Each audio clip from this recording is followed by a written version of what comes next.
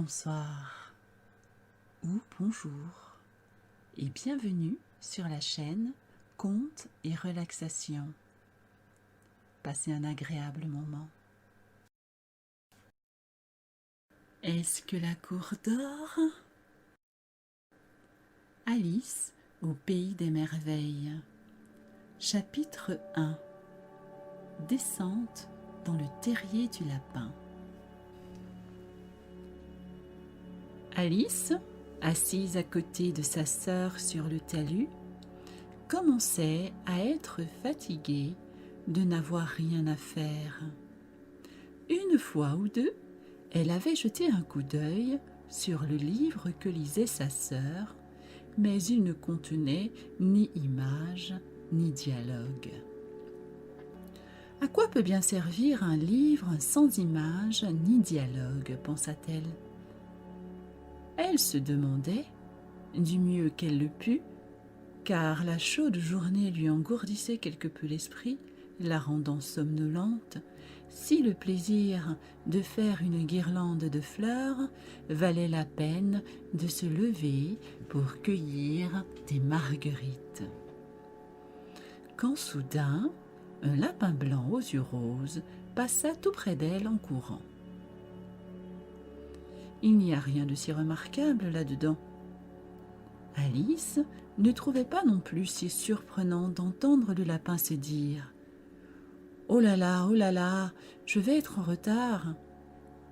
Quand elle y pensa plus tard, il lui vint à l'esprit qu'elle aurait dû s'en étonner, mais sur le moment, tout lui parut tout à fait naturel. Mais lorsque le lapin sortit vraiment une montre de la poche de son gilet, la regarda, puis se dépêcha, Alice se leva, car elle se rendit compte qu'elle n'avait jamais vu de lapin portant un gousset, et encore moins d'en sortir une montre. Et brûlant de curiosité, elle courut après lui à travers champs, et heureusement arriva juste à temps pour le voir plonger dans un grand terrier sous la haie.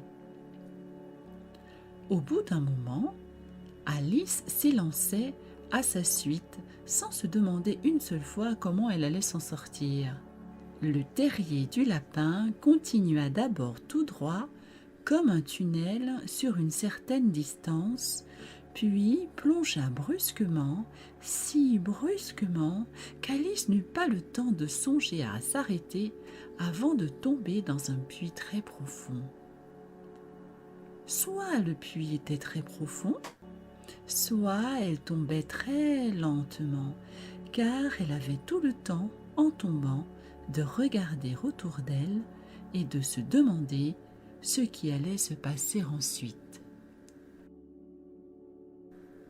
D'abord, elle essaya de baisser les yeux afin de distinguer sa destination. Mais il faisait trop sombre pour voir quoi que ce soit.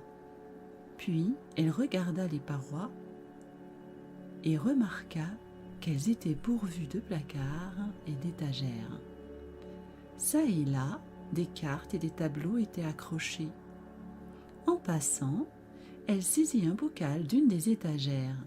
Il était étiqueté « marmelade d'orange ». Mais que ne fut pas sa déception de s'apercevoir qu'il était vide. Elle ne voulut pas laisser tomber le pot de crainte de tuer quelqu'un en dessous. Alors, dans sa chute, elle s'arrangea pour le mettre dans l'un des placards devant lesquels elle passait. « Bien, pensa Alice, après une telle chute, tomber dans les escaliers ne me fera plus peur. Comme ils me trouveront courageuse à la maison. Ma foi, je n'en dirai rien, même si je tombais du toit de la maison. » Ce qui était plus que probable. Tomber, tomber, tomber, la chute ne s'arrêterait-elle donc jamais?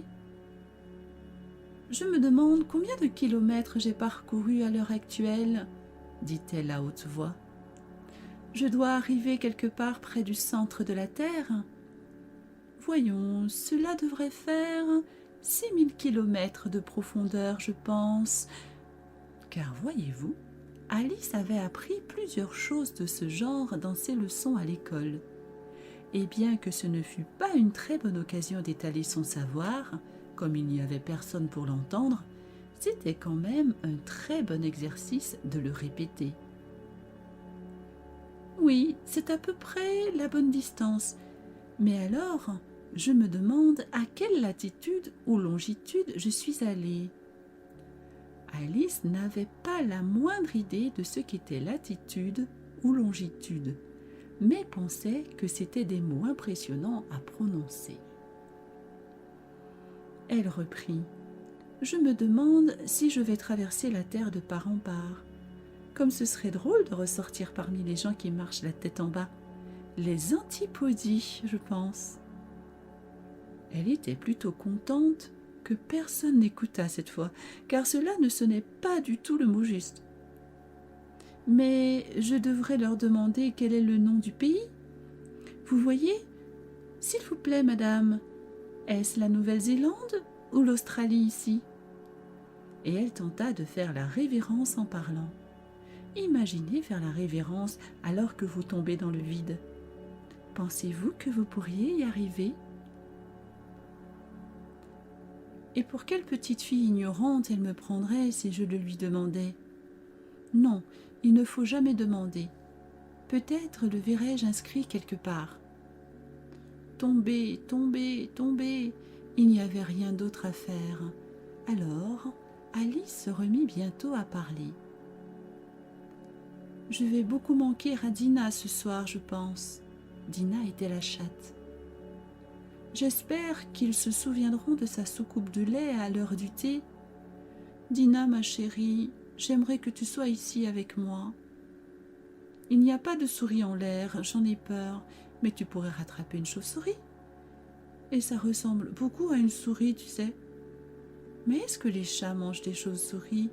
Je me le demande. » Et là, Alice commença à s'endormir, tout en se répétant, d'une manière rêveuse, « Les chats mangent-ils des chauves-souris ? Les chats mangent-ils des chauves-souris ? Et parfois, les chauves-souris mangent-ils des chats ? » Car, voyez-vous, comme elle ne pouvait répondre à la question, peu importait la manière dont elle se la posait. Elle sentait qu'elle s'assoupissait et commençait à rêver qu'elle marchait main dans la main avec Dinah en lui demandant très sincèrement « Maintenant, Dinah, dis-moi la vérité, as-tu déjà mangé une chauve-souris ?» Quand soudain, boum, elle tomba sur un tas de brindilles et de feuilles sèches. Sa chute était terminée.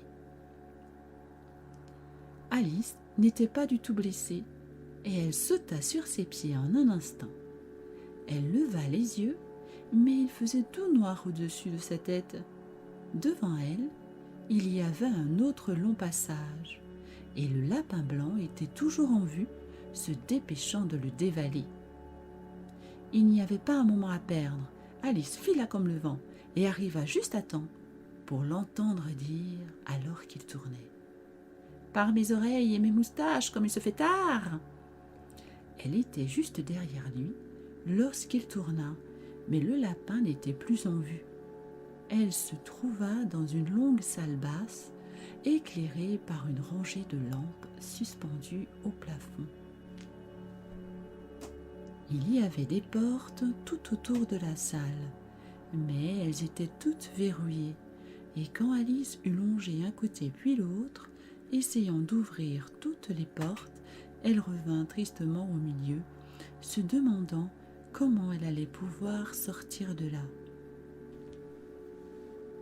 Soudain, elle se trouva devant une petite table à 3 pieds, tout en verre massif.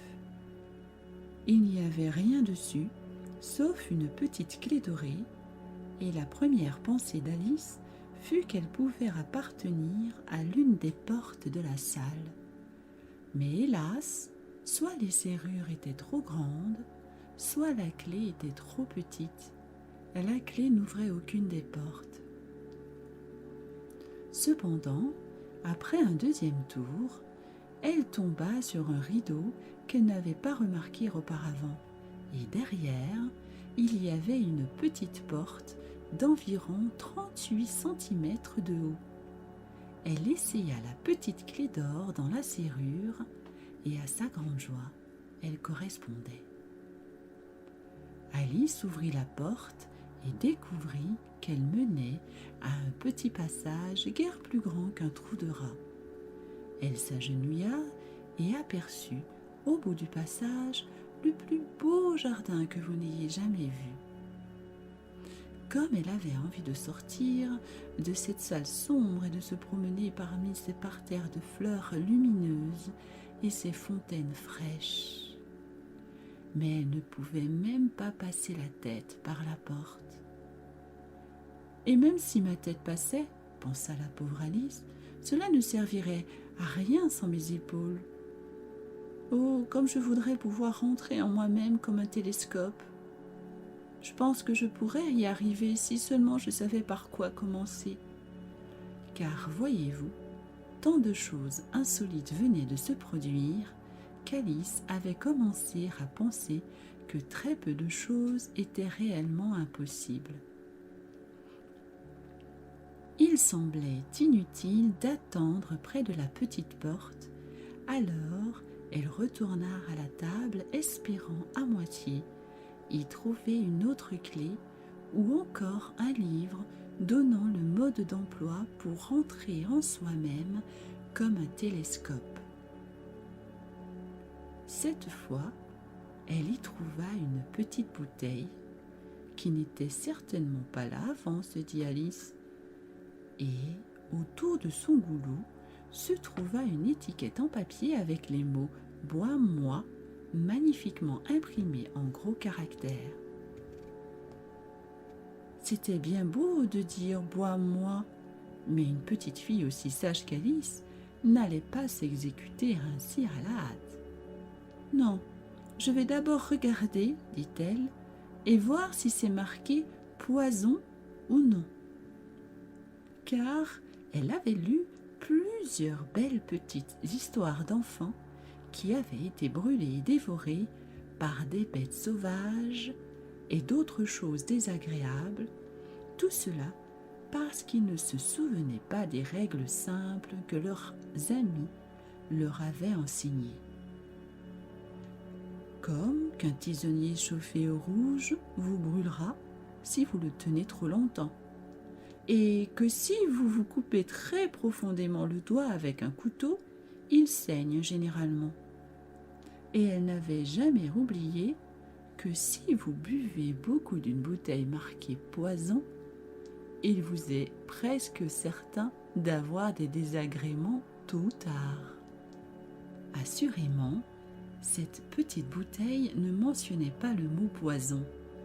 Aussi, Alice se risqua-t-elle à la goûter et la trouvant très agréable, elle avait en fait une sorte de saveur mélangée de tarte aux cerises, de crème anglaise, d'ananas, de dinde rôtie, de caramel et de pain grillé beurré chaud.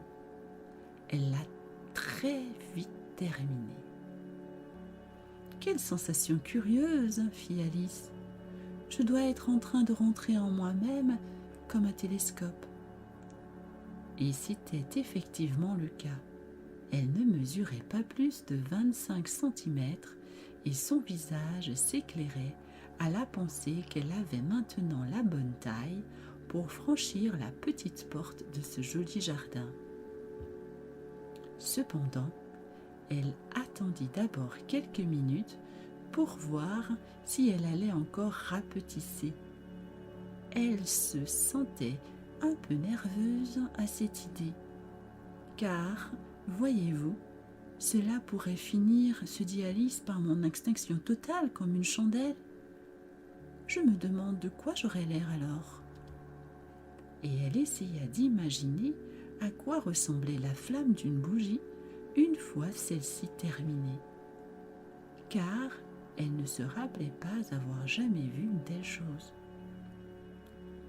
Au bout d'un moment, voyant qu'il ne se passait plus rien, elle se décida à entrer tout de suite dans le jardin.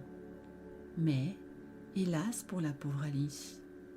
Quand elle arriva à la porte, elle découvrit qu'elle avait oublié la petite clé d'or, et quand elle retourna à la table pour la chercher, elle s'aperçut qu'elle ne pouvait pas l'atteindre.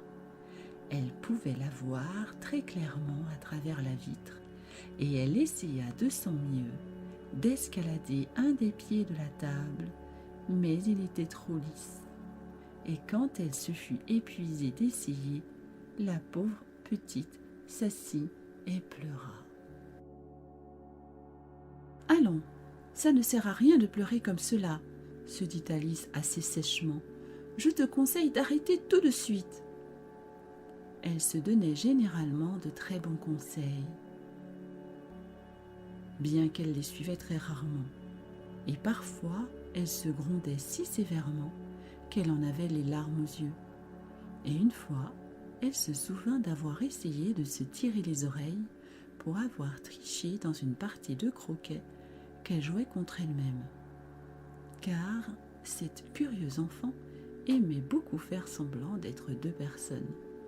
« Mais cela ne sert plus à rien maintenant, » pensa la pauvre Alice, « de faire semblant d'être deux personnes alors qu'il me reste à peine assez de moi-même pour faire une personne comme il faut. » Bientôt, son regard tomba sur une petite boîte en verre qui se trouvait sous la table.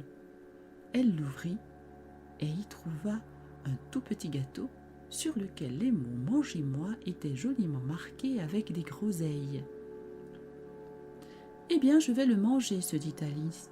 « Et s'il me fait grandir, je pourrai atteindre la clé, et s'il me fait rapetisser, je pourrai me glisser sous la porte.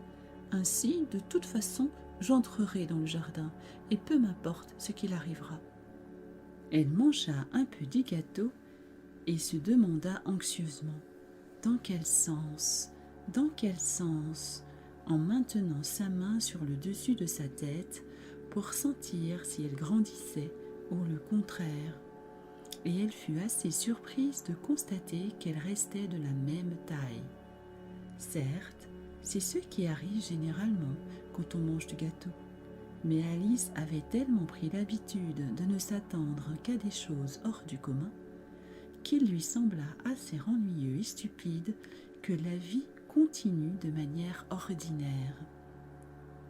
Elle s'est donc mise au travail et a très vite terminé le gâteau.